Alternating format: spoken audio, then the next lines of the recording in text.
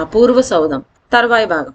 భవనంలోని వింతలకు అబ్బురపడుతూ అక్కడి అజ్ఞాత పరిస్థితులకు జిజ్ఞాస చెందుతూ మంత్రి అలానే కూర్చుండిపోయాడు. గాఢమైన ఆలోచనలో అతనికి వేలాపాలా తెలియనేలేదు.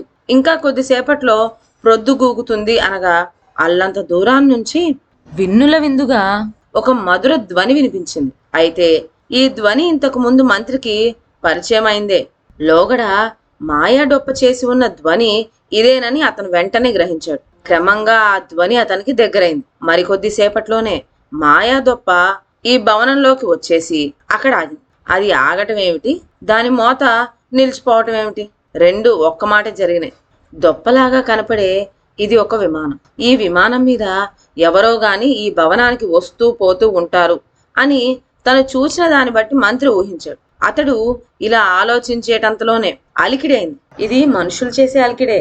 మరుక్షణంలోనే ఎదుట ప్రత్యక్షమై, ఎవరు నీవు, ఎలా వచ్చావు, ఎందుకొచ్చావు అని గబగబా ప్రశ్నలు కురిపిస్తూ ఒక చిన్నారి బాలుడు అతనికి కనిపించాడు.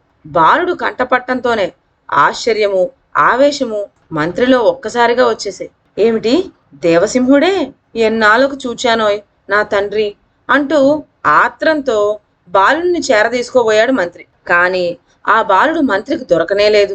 దుర్మార్గుడా, సౌధంలో చొరబట్టమే కాకుండా నన్ను ఎత్తుకుపోవడానికి చూస్తున్నావా? మా అమ్మతో చెప్తానుండు నీ పని అని అంటూ చేతిలో ఉన్న మాయాదండం తను వేసుకున్న చెప్పులకు తాకించాడు. తాకించటమే తడువుగా మహిమగల ఆ చెప్పులు కుర్రవాణ్ణి భవనంలో ఎక్కడికో తీసుకుపోయినాయి. ఇదంతా చూడగా ఆ బాలుడు సొట్టవాడు అని కూడా రుజువైంది. నివ్వెరపోయాడు మంత్రి. ఇదేమిటి వింత, చనిపోయాడనుకున్న నా దేవసింహుడు ఇక్కడే ఉన్నాడే. సొట్టబాలుణ్ణి కల్లారా చూచానే, నమ్మకపోవటం ఎలా? పైగా మా అమ్మతో చెప్తానుండు నీ పని అంటూ పారిపోయాడే. ఆహా, మా దేవప్రియ కూడా బ్రతికే ఉన్నదా? మా తల్లి దేవప్రియ జీవించి ఉండడం కంటే నాకు కావాల్సిందేమిటి? ఇవాళ ఎంత అదృష్టం, ఎటువంటి సుదినం! అయితే తల్లి కొడుకులు ఇద్దరూ భూలోకంలో అవతారం చాలించి ఇలా స్వర్గలోకంలోకి వచ్చేశారన్నమాట. ఇంతకు నేనిప్పుడు ఏ లోకంలో ఉన్నాను? ఇది స్వర్గలోకమేనా, లేకుంటే ఈ అపూర్వ సౌధం ఏమిటి? కని విని ఎరుగని ఈ వింతలేమిటి? అన్నిటికంటే చిత్రం, మృత జీవులను కల్లారా నేను చూడగలగటం ఏమిటి? వచ్చి వచ్చి నేను సరాసరి స్వర్గమే చేరుకున్నానా? అవును, సందేహం లేదు. పసివాడు దేవసింహుడు పాపం చూడగానే నన్ను గుర్తించలేకపోయాడు. ఎవరినో అనుకొని కంగారు పడ్డాడు. పోని నెమ్మది పడిని, కాస్తంత మచ్చిక అయితే వాడే పోల్చుకుంటాడు. ఇక్కడ వాడు క్షేమంగా ఉన్నాడని తెలుసుకున్నాను, చాలు, అదే 10,000. మరి కొంచెం సేపు నిరీక్షించినట్లయితే మా తల్లి దేవప్రియ యువతలకు వస్తుంది. ఆమెను కూడా చూడవచ్చు. నిజంగా ఇవాళ ఎంత సుదినం అని ఈ విధంగా తనలో తానే తర్కించుకుంటూ అపరిమితమైన ఆనందం పొందుతూ రాణి దర్శనం కోసం ఎదురు చూపులు చూస్తూ అక్కడనే పచారులు చేస్తూ ఉన్నాడు. ఇక ఇక్కడ శక్తిసింహుడు పరిస్థితి ఎలా ఉన్నదంటే, పారిపోయిన దుష్టమంత్రిని పట్టి తెస్తాము అని పంతం పట్టి వెళ్ళిన వాళ్ళల్లో ఒక్కడు తిరిగి రాలేదు. మరి అటువంటప్పుడు శక్తిసింహుడి మనసు ఎలా ఉంటుంది? ఉన్నవాడు ఉన్నట్లుగానే ఆస్థాన వైద్యుడి వద్దకు వెళ్ళి, గురూజీ, మన మంత్రి సామాన్యుడు కాడు, తెలుసు కదా, అసహాయ శూరుడు, అజేయుడు, అటువంటి వాణ్ణి పట్టి తెస్తామని ఉద్రేకపడి మన సైనికులు పలికారే గాని మన వాళ్ళ వల్లనేమవుతుంది? అతన్ని వెతికి పట్టడం వాళ్ళకి సాధ్యం కాదని నాకు అప్పుడే తెలుసు. ఇక ఇప్పుడు ఏమైనా సరే మీరు పూనుకుంటేనే ఈ విషయంలో మాట దక్కుతుంది, లేకుంటే లేదు. మరి ఇది శ్రమతో కూడుకున్న పనని తెలిసి కూడా తప్పనిసరిగా ఈ పని మీకు అప్పగించవలసి వచ్చింది. ఏమంటారు అని అడిగాడు. ఈ పని వైద్యుడికి చాలా ఉత్సాహాన్ని కలిగించింది. ఏమంటే, గుదిబండగా ఉంటున్న రాజ్యపాలన తప్పిపోవటం, కుతంత్రాలు పన్నుతూ ఉండే శక్తిసింహుని ఎదుట నుండి విరుగుడైపోవడం, ఇంతకు మించి తనకు అభిమాన ధనుడైన మంత్రిని చూడబోవటం, ఇన్ని కార్యాలు ఒక్కసారిగా కలిసి వస్తున్నాయి. మరి ఈ కారణాలన్నీ వైద్యుని మనసులో మెరుపు మెరిసినట్టుగా స్ఫురించినాయి. అందుచేత శక్తిసింహుడు అడగటమే తడువుగా, రాజా, నీ మాటకు ఎన్నడైనా తిరుగున్నదా? ఇదిగో ఇప్పుడే బయలుదేరుతున్నాను అని చెప్పి తక్షణమే ప్రయాణానికి తగిన ఏర్పాట్లు చేసుకున్నాడు. పరివారంతో సహా వైద్యుడు 10 రోజుల పాటు నడవగా కొండ ప్రదేశం తగిలింది. చేరువునే ఒక పెద్ద మైదానం కనిపించింది. కొంచెం విశ్రమించి మళ్ళీ నడక సాగించారు వాళ్ళు. ఒక 100 గజాలు వెళ్లేసరికల్లా ఒక చిత్రం జరిగింది. భటులు ముందుకు నెట్టుకుపోతూ ఉన్నారు. వారికేదో అడ్డు వచ్చినట్లు అనిపించింది. తెరపించి చూశారు, ఎదుటేమీ లేదు. పోదామని మళ్ళీ యత్నించారు. కానీ మునపట్లాగానే ఏదో అడ్డుకోవటం వల్ల పోలేకపోయారు. అందరూ కలిసి వైద్యుని దగ్గరికి వెళ్ళి, అయ్యా, మేము పోదామంటే తోవయ్యకుండా ఏదో మమ్మల్ని ఆటంకపరుస్తూ ఉన్నది. అది చేతికి తగులుతున్నదే కాని కంటికి కనిపించడం లేదు. ఈ విడ్డూరం ఏమిటో కనిపెట్టాలి మీరు అంటూ విన్నవించుకున్నారు. ఆస్థాన వైద్యుడు పట్టలేని సంతోషంతో పైకి కిందకి చూస్తూ పచారులు చేసాగాడు. ఇదేమిటి, దారి తెన్ను తెలియక మనందరము ఇలా బాధపడుతూ ఉంటే ఈ పెద్ద మనిషి ఏమీ పట్టించుకోకుండా ఉంటున్నాడే, చీమ కుట్టినట్టయినా లేదు ఈయనకి అని భటులు తమలో తాము గుసగుసలాడుతూ పోసాగారు. ఇటువంటి సమయంలో ఆయనకి నిశ్చింత ఏమిటి, ఆ పరమానందం ఏమిటి అని వారిలో కొందరు తెలివిమంతులు ప్రశ్నించుకోసాగారు కూడా. అంతలోనే ఆకాశ మార్గాన విమానం మోత వినిపించింది. అది వాళ్ళ తల మీద నుంచి జోరుగా ఎక్కడికో పోతున్నది. అప్పుడు వైద్యుడు వారిని వేగిరి పెట్టి, ఆలోచన లేకుండా చూస్తూ కూర్చున్నారేమిటయ్యా, పదండి, ఆ విమానం ఏమిటో, అందులో ఉన్నవారెవరో కూడా పోయి కనిపెట్టండి.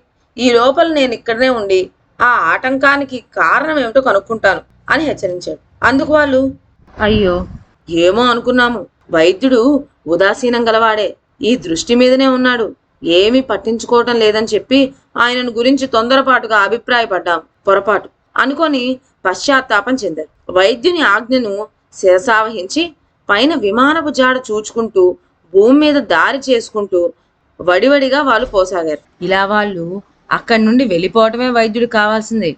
ఇంతమంది పరివారాన్ని అడుగు వేయనీక అడ్డగించింది ఒక అపూర్వ సౌధం. ఆ సౌధం ఒక్క వైద్యుడికి మాత్రమే స్పష్టంగా ఎదుట కనిపిస్తున్నది. తక్కిన మరెవ్వలకు కనిపించలేదు. వాళ్ళందరికీ భవనం చేతికి తగులుతున్నదే కానీ కంటికి కనిపించలేదు. భవనం చూడగానే వైద్యుని సంతోషానికి అవధులు లేకపోయినాయి. పరివారానికి ఇది ఎంత మాత్రమూ కనిపించకపోవటం చేతనే వాళ్ళు తాపత్రయపడుతున్న సంగతి మొదటనే గ్రహించాడు ఆయన. అందుకనే నవ్వు పట్టలేకపోయాడు. ఇదేదో మహిమగల రహస్య భవనమని వెంటనే ఆయనకు అర్థమైపోయింది. లేకుంటే ఆ దివ్య భవనం తనకు మాత్రమే కళ్ళ ఎదుట స్పష్టంగా కనిపించడం ఏమిటి?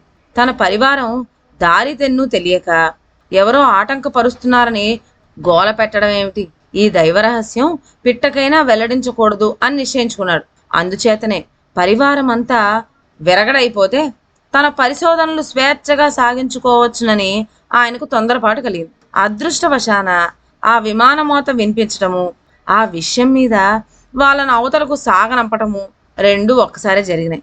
ఇంతవరకు బాగానే ఉన్నది అనుకున్నాడు. విచిత్రమైన ఈ భవనం యొక్క కీలకం కనిపెట్టాలనే ఆత్రంతో వైద్యుడు పచారులు చేస్తూ అడుగులు వేయగా అతని కాలికి ఒక చిన్న మేట తగిలింది. తగలగానే నలుచెదరంగ భూమి మీద ఒక బీట ఏర్పడింది. వైద్యుడు నించున్న పాటనే దిగవ కంటా వెళ్ళిపోయాడు. పాతాళ లోకంలోకి ఏమైనా దిగిపోతున్నానా అని ఆయనకు ఆందోళన కలిగింది. తనను అలా కిందకు తీసుకుపోతున్న యంత్రమేదో వైద్యుడికి కనిపించలేదు. కానీ కొంత దూరం వెళ్ళి అది ఆగింది. ఆగిన వెంటనే ఒక ద్వారం కనిపించింది. ద్వారం లోపలికి వెళ్ళి చూడగా అది ఒక బోను వంటి పెట్టె.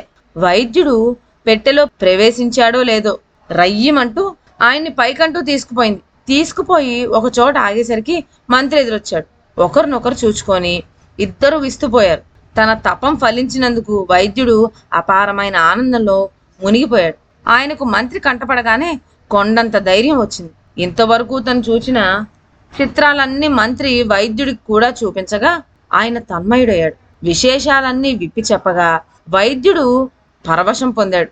ఈ విధంగా మంత్రి వైద్యుడు తలవని తలంపుగా కలుసుకున్నాక పరిస్థితులు ఎంత చిత్రంగా పరిణమిస్తాయో చెప్పేదేమిటి?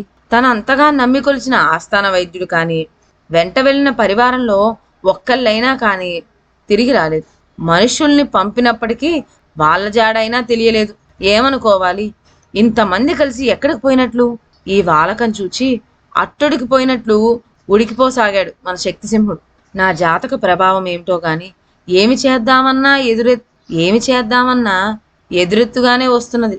చేతిలో పని కదా అనుకున్నదే చేయలేకపోతున్నాను. నా మనిషే కదా అనుకున్న వాళ్ళందరూ తడిగుడ్డతో గొంతుకొస్తున్నారు. వైద్యుడు ఇలా నన్ను మోసగిస్తాడని కలలోనైనా తలపగలనా? ఆయనను గద్దెక్కించి తెర వెనక నాటకమాడదామనుకుంటే నా ఆశలన్నీ ఈ విధంగా పరిణమించినాయే. పోనీ అని కుటుంబానికి ఏ విధంగానూ నిర్వాహకం చేయలేకపోయాను. పెద్దవాడికి పట్టం గడదామనుకొని ఎంతగానో తాపత్రయం పడితే వాడు నన్ను నడి సముద్రంలో ముంచిపోయాడు. నా సంసారాన్నే నేను ఉద్ధరించలేకపోయినప్పుడు నాకు ఈ రాజ్యం ఎందుకు, ఈ ఏలటం ఎందుకు, ఏది ఎలా పోతే నాకేమి, ఆది నుంచి ఇది అనాథ రాజ్యమే. మధ్యన వచ్చి ఏమో చేద్దామనుకుంటే మటుకు కుదురుతుందా? ఊహు. ఆ పేరు అలా శాశ్వత బ్రహ్మకల్పంగా నిలిచిపోవాల్సిందే. ఈ చెడ్డ పేరు లేకుండా చేద్దామని తలిచేటంతలోనే కష్టాలు నన్ను ముసురుకుని నా కుటుంబాన్ని గంగలో ముంచినాయి. ఏది ఎలా పోతే పోని, ఇక నేను తాపత్రయపడను అంటూ వైరాగ్య భావం కనబర్చాడు శక్తిసింహుడు.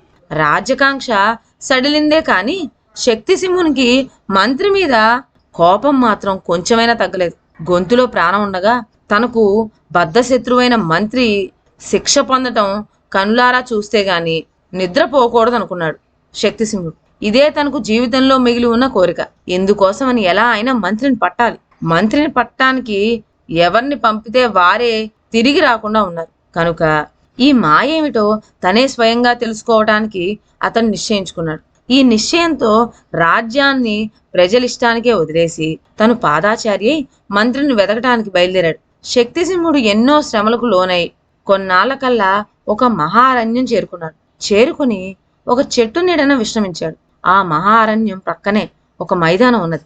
బడలిక చేత అతనికి చిన్న కొనుకు పట్టేటంతలో ఒక విమానం వంటిది శబ్దం చేసుకుంటూ వచ్చి ఆ మైదానంలో ఆగింది.